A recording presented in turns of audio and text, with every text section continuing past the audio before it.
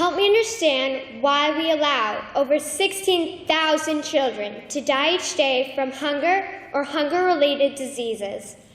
Help me understand why it is acceptable for the 0.1% to control majority of global resources, while 6 million children die of starvation every year. Help me understand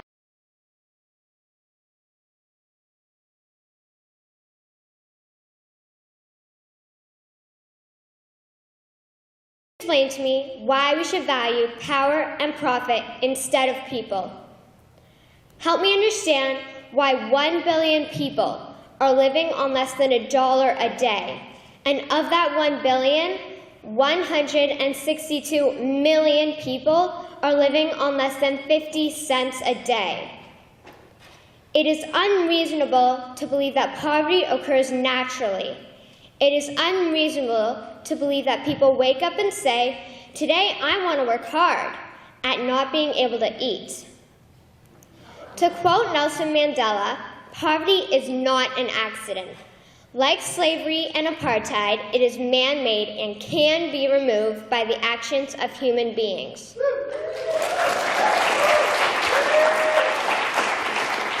So if poverty is not an accident, then what is causing this pandemic we call poverty?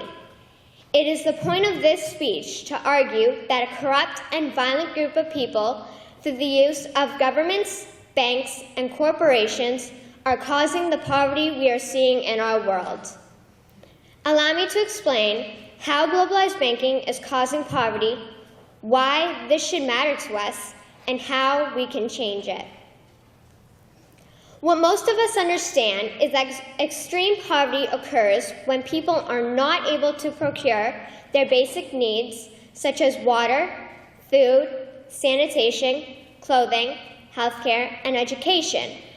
What most of us do not understand is that the reason this type of extreme poverty exists on a global scale is due to the corruption of individuals in our banks, governments, and corporations. How do banks fit into the corruption? They are the credit creators. Nations access this credit, which creates the debt money that will be owed back to the bank.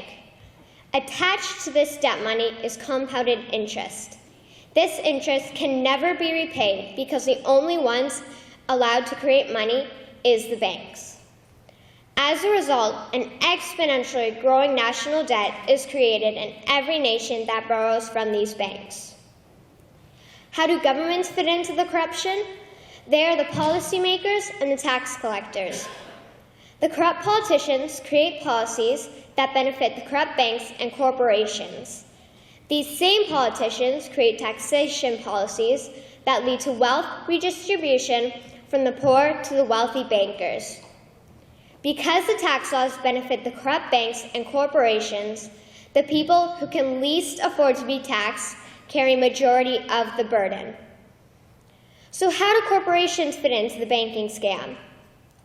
Organizations like the World Bank, the IMF, and the WTO convince countries who are resource wealthy to participate in their centralized banking scam. Government leaders who will not support the banks are forced out and new leaders are put in. These leaders are paid to participate to the detriment of their country. These countries are then destroyed through the looting of their resources, the enslavement of the people, and the denial of benefiting from the profits derived from their own country's resources.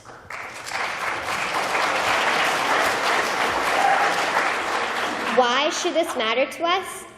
It matters because if you and I were in a state of extreme poverty, we would want someone to save us from those imposing their corrupted will upon us. It matters because if we turn our eyes from the injustice, then we will have no excuse when injustice is thrust upon us. It matters because if we don't stop the corruption, my generation will most probably be slaves to the corrupt. How can we change our present course?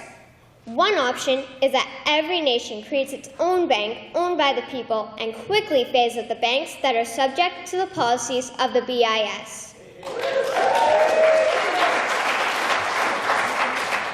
Second, close down the entire global centralized banking scam.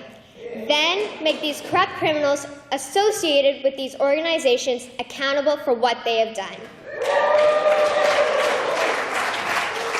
Third, each nation begins to create its own money supply to help create schools, hospitals, farms, and any other infrastructure needs. Any and all profit will go to the people and not private global corporations. In conclusion, we could begin to remedy the issue of poverty as well as other key issues such as the environment, energy, health, and education simply by stopping these corrupt individuals and groups. Albert Einstein once said, "The world as we have created it is a process of our thinking. It cannot be changed without changing our thinking." So let us change our thinking on governments, banks, and corporations so we can eradicate extreme poverty. Thank you.